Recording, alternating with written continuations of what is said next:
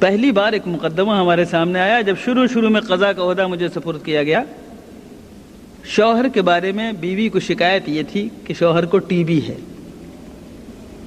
اس لیے میں اس کے ساتھ نہیں رہنا چاہتی۔ ظاہر ہے کہ ٹی بی اب ان امراض میں سے نہیں ہے جو ناقابل علاج ہوں۔ دوسرے یہ کہ ہمارے فقہا نے وہ امراض جن کی بنیاد پر فسخ نکاح کیا جا سکتا ہے ان میں ٹی بی کا شمار کیا نہیں۔ اس میں جذام ہے، اس میں برس ہے، اس میں شوہر کی نامردی ہے، اس طرح کی چیزیں ہیں۔ میں نے بہت کوشش کی کہ معاملات سلجھیں، نہیں سلجھے، اور وجہ فسخ نکاح ثابت نہیں ہوتی تھی، مجبوراً مجھے مقدمہ خارج کرنا پڑا۔ لیکن اس کے نتیجے میں جو صورتحال پیش آئی، خود وہ لڑکی ٹی بی کی مریض ہو کر مر گئی، شوہر کے یہاں نہیں گئی، مجھ پر اس کا بہت گہرا اثر پڑا۔ میں پڑھتا رہا، امام محمد رحمۃ اللہ علیہ کا قول ایک جگہ ملا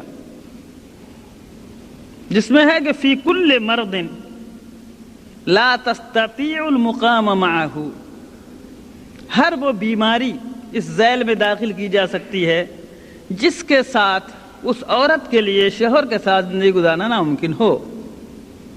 تو ٹی بی ہر اسٹیج میں تو نہیں، لیکن ایک اسٹیج ایسا آ سکتا ہے جس میں لڑکی کے لیے اس کے ساتھ زندگی گزارنا ممکن نہیں رہے۔ پھر فقہ مالکی نے مجھے اس بات رہنمائی کی کہ حکمین مقرر کیے جائیں، قاضی 2 ثالث مقرر کر دے، ایک ادھر سے اور ایک ادھر سے۔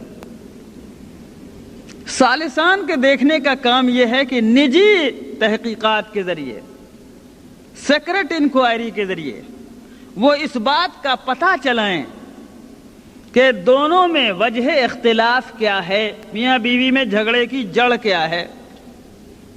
اب اگر ان کو نجی انکوائری سے ثابت ہو کہ قصور لڑکی کا ہے تو وہ مہر واپس کرا دیں اور طلاق دے دیں، اور اگر ان کے سامنے ثابت ہو کہ قصور لڑکے کا ہے تو مہر بھی دلائیں اور طلاق بھی دے دیں، اور اگر تھوڑا بہت دونوں طرف کا قصور سمجھ میں آتا ہے تو مہر معاف کر دیں اور طلاق دے دیں۔ یعنی یہ خلع جبری کی شکل ہے۔ عدالت بھی بعض حالات میں خلا کرا سکتی ہے، شوہر چاہے یا نہ چاہے۔ بہت احتیاط کے ساتھ ایک فاضل قاضی جس کی فقہ پر بھی اور حالات پر بھی گہری نگاہ ہو، اس اصول فقہ مالکی کا استعمال میرے نزدیک کر سکتا ہے۔ جتنے الفاظ میں بول رہا ہوں سارے الفاظ ذہن میں رکھیے گا۔ اس اصول کو اگر جنرلائز کر دیا جائے تو پھر یورپ کی بات آ جائے گی کہ شوہر خراٹا زور سے لیتا ہے اس لیے بیوی کو الگ کر دو۔